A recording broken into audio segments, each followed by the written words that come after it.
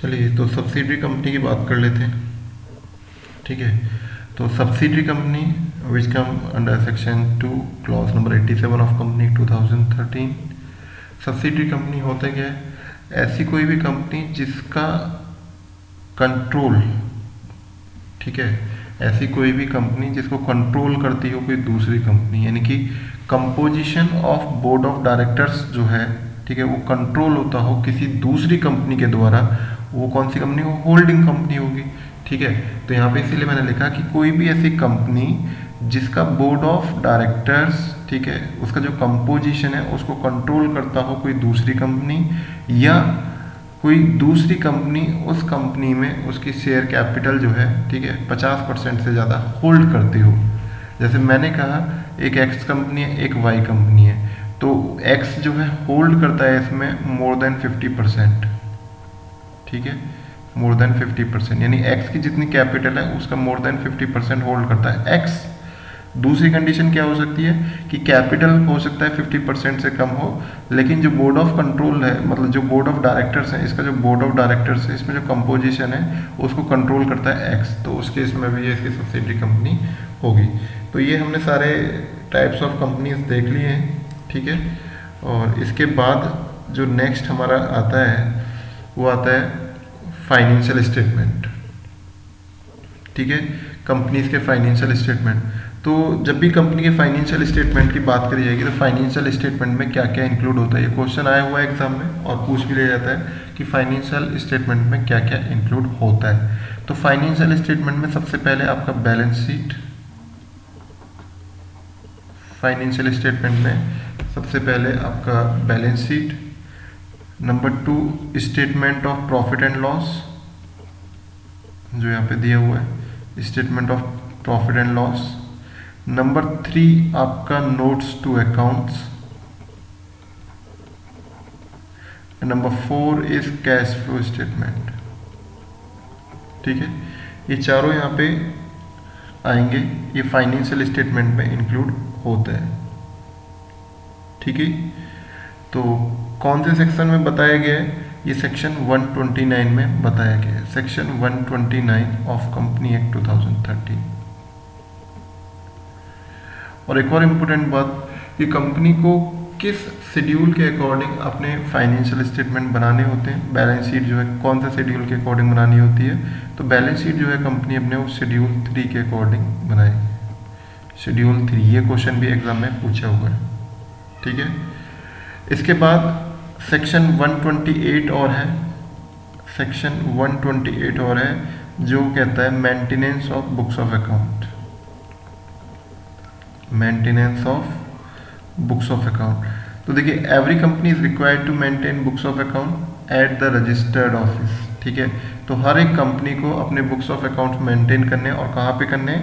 Registered office पे करने। जो भी कंपनी का रजिस्टर्ड होगा वहाँ पे उसके सारे बुक्स ऑफ अकाउंट्स रखे जाएंगे। ठीक है, नेक्स्ट अभी मैंने डिस्कस किया था शेड्यूल 3 ऑफ कंपनी एक्ट 2013।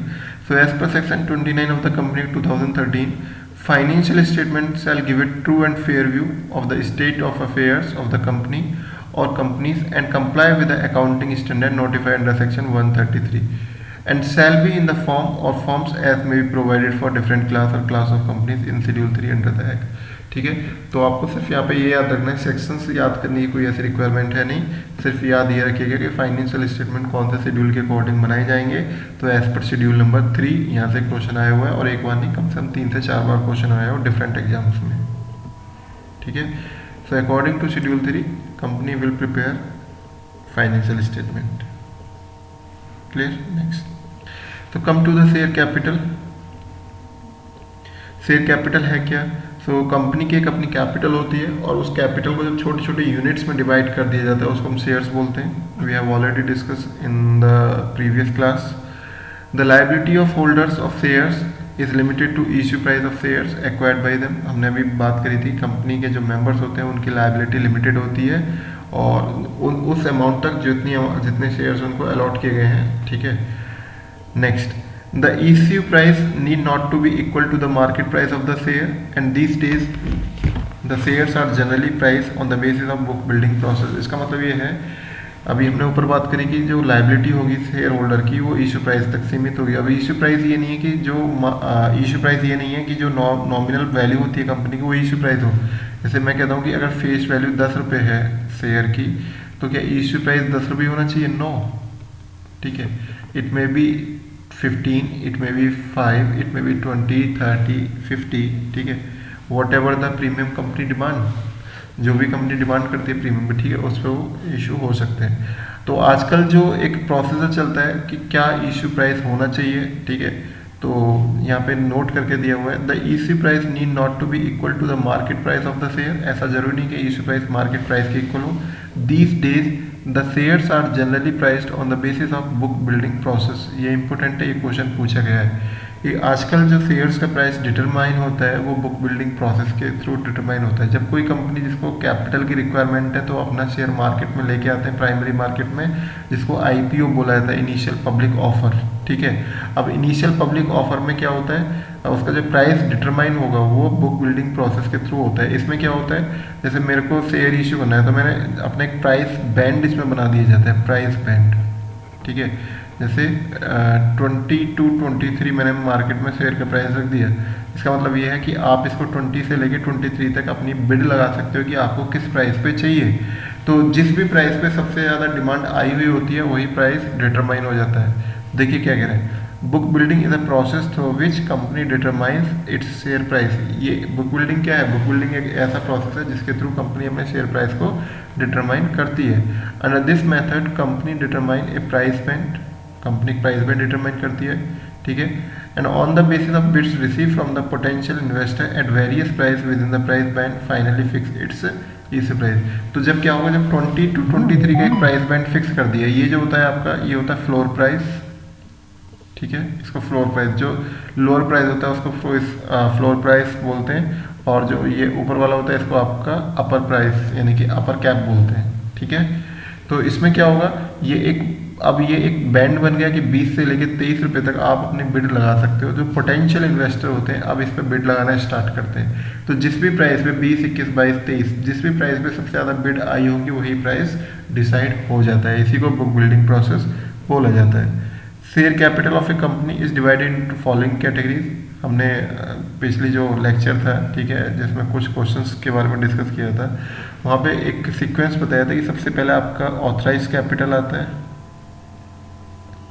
ठीक है, और इसको नॉमिनल कैपिटल भी बोलते हैं। उसके बाद इशूड कैपिटल,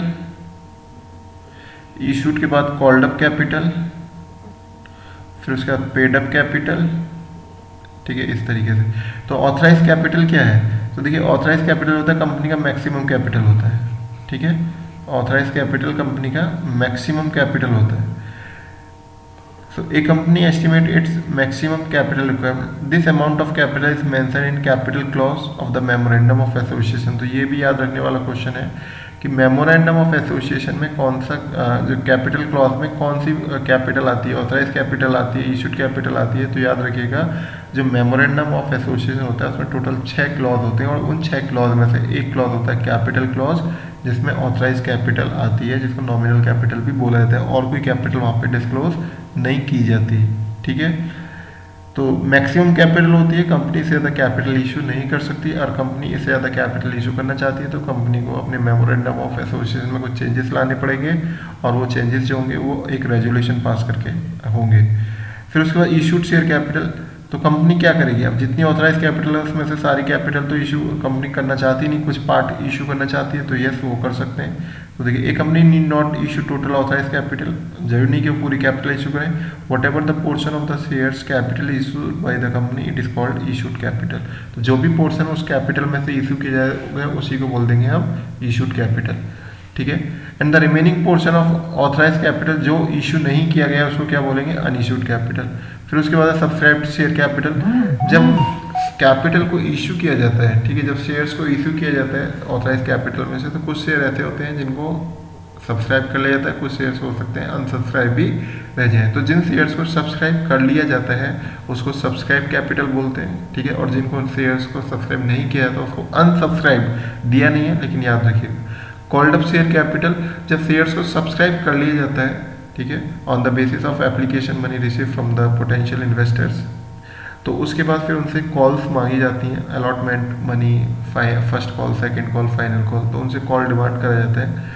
तो जिन शेयर्स पे पैसा पे कर दिया जाता है, ठीक है, जिन शेयर्स पे कॉल्स पे कर दी जाती हैं उनको बोलेंगे, जिन शेयर्स पे कॉल की जाती है, ठीक है, उनको बोलेंगे कॉल्ड अप कैपिटल। और जिन शेयर्स पे कॉल की गई है अगर उन पे पैसा पे कर दिया गया है, मतलब जो इन्वेस्टर्स हैं उन्होंने उन कॉल्स को पे कर दिया है, तो वही क्या बन जाता है फिर आपका पेड अप शेयर कैपिटल, ठीक है। और जिन शेयर्स पे पैसा पे नहीं किया जाता उसको अनपेड कैपिटल या कॉल्स इन एरियर भी कभी कभी बोल दिया जाता है। एक इंपोर्टेंट है जिसको बोला जाता है रिजर्व कैपिटल, इसके ऊपर क्वेश्चन भी कई बार बन चुका है। रिजर्व शेयर कैपिटल क्या होता है, सेक्शन 65 ऑफ कंपनी डिफाइन करता है कि ऐसी कैपिटल जो at the time of liquidation demand करी जाएगी, यानी कि जब कंपनी का लिक्विडेशन होगा, जब कंपनी शट डाउन होगी, उस समय जो कैपिटल डिमांड करी जाएगी शेयर होल्डर से उसको बोलते हैं रिजर्व शेयर कैपिटल। तो एक कंपनी, देखिए, a company may decide by passing resolution that a certain portion of its subscribed uncalled capital shall not be called up except in the event of winding up of the company. देखिए ये जो capital होगी ना, जो reserve capital होती है वो आपकी अनकॉल्ड कैपिटल होती है, ठीक है। रिजर्व कैपिटल जो होती है वो आपकी अनकॉल्ड कैपिटल होती है, और ये जो कैपिटल डिमांड करी जाएगी ये सिर्फ at the time of liquidation he demand करी जाएगी, ठीक है।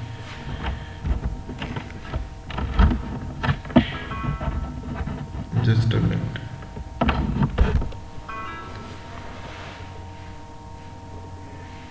जी, तो यहाँ पे देखिए ऑथराइज कैपिटल क्या है, issued capital plus unissued capital, इसको मिला के subscribed capital can be equal और ग्रेटर देन और less than issued capital resulting in 3 situation, fully subscribed, over subscribed and under subscribed. And called up capital, paid up capital plus calls in arrear and minus calls in advance. ये कुछ फॉर्मूले इस type के दिए हुए हैं, बाद में देखेंगे। टाइप्स ऑफ शेयर्स, 2 टाइप के शेयर्स होते हैं आपके, एक इक्विटी शेयर, दूसरे प्रेफरेंस शेयर्स। प्रेफरेंस शेयर्स को सेक्शन 43 में डिफाइन किया गया कंपनी 2013 के। प्रेफरेंस शेयर्स क्या होता है, क्योंकि इनके पास प्रेफरेंशियल राइट्स होते हैं। प्रेफरेंशियल राइट किसके होते हैं, पेमेंट ऑफ डिविडेंड के एंड रिपेमेंट ऑफ कैपिटल के। तो प्रेफरेंस शेयर्स इनको इसलिए बोला जाता है क्योंकि इनके पास प्रेफरेंशियल राइट होते हैं over the payment of dividend, ठीक है, for the payment of dividend over the equity share and for the repayment of capital over the equity. मतलब जब भी कंपनी का वाइंड अप होगा तो रिपेमेंट किसका पहले, वो इक्विटी शेयर होल्डर का या प्रेफरेंस शेयर होल्डर का। तो यस, प्रेफरेंस शेयर होल्डर का पहले रिपेमेंट होगा, बाद में इक्विटी शेयर होल्डर को पेमेंट होगा। ऐसे जब भी डिविडेंड की बात आएगी तो पहले किनका पेमेंट होगा, पहले पेमेंट होगा आपके प्रेफरेंस शेयर होल्डर का। दूसरी बात, यहाँ पे जो डिविडेंड होता है वो फिक्स होता है, यहाँ पे डिविडेंड फिक्स होता है, जबकि इक्विटी शेयर में डिविडेंड फिक्स नहीं होता। तो याद रखिएगा, इसीलिए इनको प्रेफरेंस शेयर बोला जाता है क्योंकि इनके पास प्रेफरेंशियल राइट होता है, ठीक है। They enjoy preferential right in the matter of payment of dividend and repayment of capital. Generally these type of holders do not get voting rights. Company use this mode of financing as it is cheaper than raising debt. Generally ये सस्ता होता है डेब्ट से, इसीलिए इस method को use किया जाता है। And dividend is generally cumulative in nature and need not to be pay every year. और ऐसा जरूरी नहीं कि हर साल आप डिविडेंड पे करो। यस, डिविडेंड पे तो करना पड़ेगा, वो धीरे धीरे क्यूमुलेटिव होता जाता है, ईयर वाइज क्यूमुलेटिव होता जाता है, लेकिन आप उसको एक साथ बाद में पेमेंट कर सकते हो, ठीक है। कंपाउंडिंग नहीं होती है, क्योंकि ये महंगा क्यों, ये सस्ता क्यों पड़ता है, क्योंकि जब आप कोई लोन लेते हो और लोन का रिपेमेंट नहीं कर पाते हो तो एक तो आपका डिफॉल्टर में आप आ जाते हो, डिफॉल्टर की लिस्ट में। दूसरा, आपके ऊपर कंपाउंडिंग हो जाती है जिसकी वजह से आपकी जो डेप्ट कॉस्ट है वो और ज़्यादा बढ़ती हुई चली जाती है। इसलिए ज़्यादातर कंपनियां प्रेफरेंस शेयर को अडॉप्ट करती हैं रादर देन डेप्ट, ठीक है। Then equity share are the main share holder and you can say the owner of the company, ठीक है। It mean they do not enjoy any preferential right in the matter of payment of dividend. इनके पास कोई भी preferential right नहीं होता, ना तो डिविडेंड के केस में ना कैपिटल के केस में। इनका जो डिविडेंड होता है, डिविडेंड भी फिक्स नहीं होता, ठीक है। जो डिविडेंड होता है वो भी फिक्स नहीं होता, लेकिन यस, इनके पास वो हर राइट होंगे जो एक ओनर के पास होता है किसी भी कंपनी को चलाने के लिए, ठीक है। ये जो शेयर्स होते हैं फॉर कैश में भी इशू किए जा सकते हैं और कंसिडरेशन अदर देन कैश भी इशू किए जा सकते हैं, या प्रेफरेंस शेयर्स भी दोनों ही केसेस में इशू किए जा सकते हैं। Issue of shares for cash, so to issue share private company depend upon private placement. जो प्राइवेट कंपनी होती है प्राइवेट प्लेसमेंट के थ्रू शेयर्स इशू कर सकती हैं, क्योंकि वहाँ पे अगर आपने देखा हो, अभी हमने जो प्राइवेट कंपनी की बात करी थी, तो प्राइवेट कंपनी हमने पढ़ा था कि प्राइवेट कंपनी आर रेस्ट्रिक्टेड और prohibited to invite the public, ठीक है, टू सब्सक्राइब देयर शेयर्स। मतलब private companies are prohibited to invite the public to subscribe their securities और देयर शेयर्स, ठीक है। तो यहाँ पे इसीलिए जो प्राइवेट कंपनी होती है फिर उनको पैसा चाहिए, तो शेयर्स कैसे सब्सक्राइब कराएंगे, तो प्राइवेट प्लेसमेंट होता है शेयर्स का। तो प्राइवेट प्लेसमेंट किसके लिए होता है, प्राइवेट कंपनीज के लिए होता है, ठीक है। पर लेकिन पब्लिक कंपनी क्या करती है, पब्लिक कंपनी शेयर्स को सब्सक्राइब करा सकती है पब्लिक से, ठीक है। पब्लिक को इनवाइट करेंगी कि आप आइए, आप हमारे शेयर्स को सब्सक्राइब करिए। तो जो इनविटेशन होता है वो किसके थ्रू जाता है, प्रोस्पेक्टस होता है। Prospectus is nothing, it is just an invitation letter in which all the information related to company security are given, ठीक है। तो prospectus जो होता है वो कुछ नहीं, एक invitation होता है पब्लिक को कि आइए आप हमारे शेयर्स सब्सक्राइब करिए, और prospectus में सारी इन्फॉर्मेशन होती है, सारी कंडीशंस होती हैं, ठीक है। तो जब शेयर्स को सब्सक्राइब किया जाता है तो सबसे पहले एप्लीकेशन मनी डिमांड की जाती है। तो as per section 39 of the company act 2013, application money must be at least 5% of the nominal value of the shares. ये कह रहे हैं कि जो कंपनी एक्ट 2013 है, ठीक है, उसका सेक्शन 39 ये कहता है कि जब भी आप शेयर्स इशू करोगे तो एप्लीकेशन मनी डिमांड जो करी जाती है शेयर होल्डर से, जो पोटेंशियल शेयर होल्डर है उनसे, तो कम से कम 5% होना चाहिए नॉमिनल वैल्यू। यानी अगर शेयर अगर 10 रुपये का है तो कम से कम 50 पैसे आप जो है डिमांड करोगे एज अ एप्लीकेशन मनी। लेकिन अगर हम आप वहीं पे बात करें सेबी की जो रेगुलेशंस हैं, सेबी की रेगुलेशन ये कहती है कि minimum application money to be paid by applicant along with the application money shall not be less than 25% of the issue price. तो याद रखिएगा 5% तो कंपनी एक्ट कहता है, लेकिन वहीं सेबी की अगर बात करें तो 25% वो हो जाता है minimum subscription. As per the guidelines of Security Exchange Board, the minimum subscription to be received in an issue shall not be less than 90% of the offer, ठीक है। 90% से अगर कम मिनिमम, अगर शेयर्स कम सब्सक्राइब होते हैं 90% से, तो उस केस में सारा का सारा जो भी, ठीक है, जो भी सिक्योरिटी ऑफर की गई है वो वापस ले ली जाती है, और कंपनी, ठीक है, कंपनी को सारा पैसा जो एप्लीकेशन मनी के थ्रू रिसीव हुआ था उसको लौटाना होता है विद इन 15 डेज। तो ठीक है, as per guidelines of the security exchange board, the minimum subscription to be received in an issue shall not be less than 90% of the offer, and if not subscribed, यदि 90% subscribe नहीं होते, the application money received shall be refunded to the applicants forthwith but not later than 15 days. तुरंत लौटाना पड़ेगा और 15 दिन के अंदर लौटाना पड़ेगा, ठीक है। In case of non underwritten issue, नहीं, अगर शेयर्स को अंडरराइट नहीं किया गया, अगर शेयर्स को अंडरराइट किया गया तो देन 70 डेज में, ठीक है। तो याद रखिएगा कम से कम 90% सब्सक्रिप्शन होना चाहिए शेयर्स का जो इशू किए गए हैं। अगर सब्सक्रिप्शन 90% से कम रहता है तो उस केस में 15 दिन के अंदर पैसा लौटाना होगा अगर शेयर्स को अंडरराइट नहीं किया गया, और शेयर्स को अगर अंडरराइट किया गया तो उस केस में 70 डेज तक आपको पैसा लौटाना होगा। शेयर इशूड एट डिस्काउंट, ठीक है। According to section 53 of the company 2013, a company can not issue shares at a discount except in the case of issue of sweat equity shares, ठीक है। याद रखिएगा एज पर कंपनी 2013 कोई भी company आज के टाइम में शेयर्स को डिस्काउंट पे इशू नहीं कर सकती except sweat equity shares. Sweat equity shares कौन से होते हैं, स्वेट इक्विटी शेयर्स जो कि एम्प्लॉइज को इशू किए जाते हैं, ठीक है, generally issued to employees and directors. Thus any issue of shares at discount shall be void. अगर स्वेट इक्विटी शेयर्स के अलावा कोई और शेयर्स इशू किए जाते हैं डिस्काउंट पे तो आपके क्या हो जाएंगे, वॉइड हो जाएंगे, ठीक है। तो स्वेट इक्विटी शेयर्स का मतलब होता है ऐसे शेयर्स जो कि एम्प्लॉय को इशू किए जाते हैं, तो वो जनरली मार्केट प्राइस से कम पे इशू किए जाते हैं, ठीक है। चलिए next, share issued at premium. When a company issues its security at a price more than the face value, it is said to be an issue at a premium. Premium is the excess of the price over the face value of the security.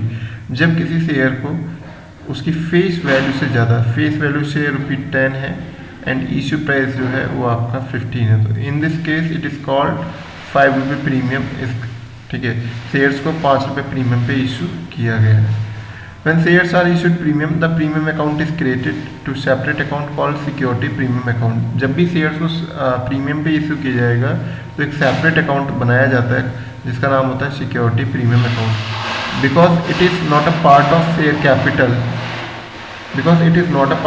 Capital, rather it represent a gain of a capital nature of the company. ठीक है, तो ये share capital का part तो होता नहीं है, लेकिन ये गेन होता है, तो इसीलिए इसको कैपिटल रिजर्व में है। ठीक है, इसको रिजर्व एंड सरप्लस में लिखा जाता है बैलेंस शीट में। According to section 52 of the company 2013, important है, यहाँ से भी क्वेश्चन कई बार पूछा गया है। सिक्योरिटी प्रीमियम अकाउंट में be used by the company. Security premium account को कहाँ कहाँ पे यूज़ किया जा सकता है? तो सिक्योरिटी प्रीमियम अकाउंट को सबसे पहले इशू किया जाएगा to what issue unissued shares of the company to be issued to member of the company as fully paid bonus securities, मतलब बोनस शेयर्स के लिए इशू किया जा सकता है, यस। और प्रीलिम एक्सपेंडिचर को राइट ऑफ करने के लिए, प्रीलिमिनरी एक्सपेंडिचर जो है उनको राइट ऑफ करने के लिए इशू किया जा सकता है। ठीक है, कमीशन, डिस्काउंट अलाउड, डिवेंचर्स, इन पे क्या इशू किया, इनको यूज़ करने के लिए, yes. To provide for premium on the redemption, premium के बदले premium, yes. For the purchase of own यानी कि बाई बैक ऑफ शेयर्स, ठीक है, इनके लिए इशू किया जा सकता है। ठीक है, तो सिक्योरिटी प्रीमियम को कहाँ पे बोनस शेयर के लिए, प्रीलिमिनरी एक्सपेंसेस के लिए, डिस्काउंट को राइट ऑफ करने के लिए, प्रीमियम के बदले प्रीमियम रिडीम करने के लिए, and for the purchase and by back of shares के लिए भी यूज़ किया जा सकता है। इंपॉर्टेंट है, यहाँ से कई बार क्वेश्चन पूछे गए। इसके बाद calls in arrear. Calls in arrear क्या होता है कि जब कंपनी अपने शेयर होल्डर्स से जब शेयर्स उनको अलॉट कर दिए जाते हैं उसके बाद उनसे पैसा मांगा जाता है, उनसे कॉल्स डिमांड करी जाती हैं। ठीक है, तो जब कॉल्स डिमांड करी जाती हैं तो कभी कभी क्या होता है, जो शेयर होल्डर होता है वो समय पे पैसा नहीं दे पाता है। ठीक है, तो उसी को ही आप कॉल्स इन एरियर बोलोगे। तो sometimes share holders fails to pay the amount due on allotment or calls, the total unpaid amount on one or more instalment is known as calls in arrear. ठीक है, लेकिन यहाँ पे सबसे ज़्यादा important बात जो रखने की याद रखने की वो ये है कि इस पे जो इंटरेस्ट होगा वो कितना है, जो प्रेस्क्राइब किया गया 10% इंटरेस्ट होगा, और वहीं अगर हम कॉल्स इन एडवांस की बात करें तो यहाँ पे 12% होगा। और ये किस में दिया होता है, ये आपका टेबल एफ में दिया होता है। ठीक है, तो जो हमारा एक आर्टिकल ऑफ एसोसिएशन होता है, ठीक है, आर्टिकल ऑफ एसोसिएशन, ठीक है, वहाँ पे कुछ टेबल्स होती हैं और उन टेबल्स में रिकमेंडेड होते हैं कुछ इंटरेस्ट रेट। तो कॉल्स इन एरियर पे 10% टेबल एफ में ये क्वेश्चन पूछ लिया जाता है, और यहाँ पे भी टेबल एफ में ही दिया हुआ है कॉल्स इन एडवांस में, जो कि 12% तक हो सकता है।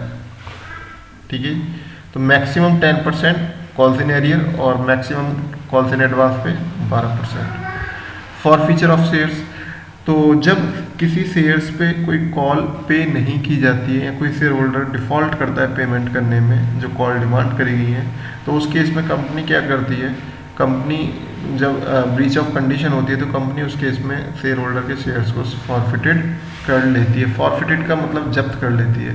The term forfeit actually means taking away of property or breach of a condition. It is very common that one or more shareholder fail to pay their allotment and or calls on the due dates। ठीक है, जो share holder होते हैं जब due date पे अपनी allotment या call देने में असमर्थ रहते हैं तो कंपनी क्या करती है, उनके जो शेयर्स होते हैं उनको फॉरफिट कर लेती है। ठीक है, इसकी पावर कौन देता है?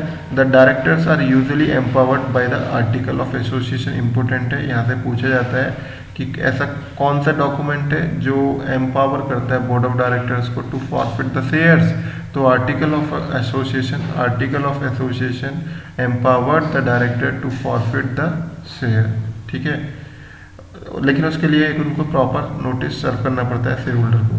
When shares are forfeited, the title of such shareholder is extinguished, but amount paid to date is not refunded to him। ये कह रहे हैं जैसे शेयर्स को फॉरफिटेड जैसे शेयर को फॉरफिटेड करा जाता है उसी समय शेयर की जो शेयर होल्डर होते हैं उनका जो नाम होता है वो रजिस्टर से एक्सटिंग्विश कर दिया जाता है, लेकिन उनको जो अमाउंट उनसे रिसीव किया गया है उसको रिफंड नहीं किया जाता। जब शेयर्स को फॉरफिटेड कर दिया जाता है तो उन शेयर्स का ऐसे शेयर्स का कंपनी क्या करती है, तो उन शेयर्स को रीइश्यू कर देती है कंपनी। तो देखिए, reissue of shares, forfeited shares. तो a forfeited shares is merely a shares available to the company for the sale and remains vested in the company for that purpose only, and reissue of forfeited shares is not allotment of shares but only a sale। यानी कि ये कोई allotment नहीं है, allotment तो already इनका हो चुका होता है, कंपनी उन अलॉटेड शेयर्स को फिर से फॉरफिटेड करती है, देन उनको रीइशू कर देती है, मतलब उसको सेल कर देती है। It is a like of auction of share, it is like auction of share, जैसे ऑक्शन होता है ना, नीलामी होती है, ये एक वही है।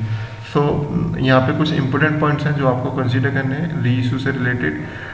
Loss on reissue should not exceed the forfeited amount, important है, ये कई बार क्वेश्चन आया हुआ है। ये कह रहे हैं कि loss on reissue should not exceed the forfeited amount. Loss का मतलब यहाँ पे क्या है, लॉस का मतलब होता है यहाँ पे डिस्काउंट, ठीक है। जब कंपनी फॉरफिटेड शेयर्स को रीइशू करती है, ठीक है, तो उस केस में क्या हो सकता है, उस केस में कंपनी जनरली शेयर्स को डिस्काउंट पे इशू करती है। तो डिस्काउंट इतना ज़्यादा नहीं हो कि जितना आपने जितना अमाउंट फॉरफिटेड किया था, अगर उससे ज़्यादा अमाउंट बैठा है तो इसका मतलब क्या हो जाएगा, भाई आपको कुछ भी रिसीव नहीं हो रहा, आप अपनी जेब से अपनी पॉकेट से और पैसा दे रहे हो, ठीक है। तो डिस्काउंट या लॉस इतना ज़्यादा नहीं होना चाहिए कि वो फॉरफिटेड अमाउंट से एक्सीड करे। जैसे मैं अगर यहाँ पे बोलूँ कि 10 रुपये का शेयर है, 6 रुपये आपने उस पर फॉरफिटेड की है, ठीक है, और आप कह रहे हो कि अब मैं इसको रीइशू करता हूँ, और आप कह रहे हो रीइशू जो है मैं उसको 7 रुपये पे कर रहा हूँ, तो नो, आप उसको 7 रुपये पे रीइशू नहीं कर सकते। क्यों? मैक्सिमम रीइशू कितना कर सकते हैं, मैक्सिमम रीइशू उसको 6 रुपये पे कर सकते हो, समझ रहे हो ना। ये इतना आपको इतना डिस्काउंट नहीं देना कि वो जो फॉरफिटेड अमाउंट, वो जो डिस्काउंट हो फॉरफिटेड अमाउंट से ज़्यादा हो जाए। If the loss on reissue is less than the amount forfeited, याद रखिए अगर जो लॉस है वो फॉरफिटेड अमाउंट से कम है, सपोज यहाँ पे 6 रुपये था और यहाँ पे ये 5 रुपये है, ठीक है, the surplus should be transfer to capital reserve. तो ये जो सरप्लस होगा वो कहाँ पे चला जाएगा, वो आपका कैपिटल रिजर्व में चला जाएगा, क्योंकि कैपिटल नेचर का प्रॉफिट होता है, तो इसलिए कैपिटल रिजर्व इंपॉर्टेंट है। ये सारे पॉइंट इंपॉर्टेंट है, हर एक पॉइंट से क्वेश्चन बनने की उम्मीद है। The forfeited amount on shares, ठीक है, not yet reissued should be shown under the heading share capital. ऐसा कोई भी शेयर जो फॉरफिटेड किए जा चुके और अभी तक उनको रीइशू नहीं किया है तो उसको शेयर कैपिटल में आप दिखाओगे। When only a portion of the forfeited shares are reissued then the profit made on reissue of shares only must be transfer to capital reserve. तो कभी कभी क्या होता है, कुछ पोर्शन, यानी सारे शेयर्स को आपने रीइशू नहीं किया, केवल कुछ शेयर्स को रीइशू किया है, तो उस केस में जो भी गेन होगा वो proportionately कैपिटल रिजर्व में चला जाएगा। And when the shares are reissued at a loss, such loss is debited to forfeited share account. और अगर लॉस होता है तो उस केस में फॉरफिटेड शेयर अकाउंट में जाएगा।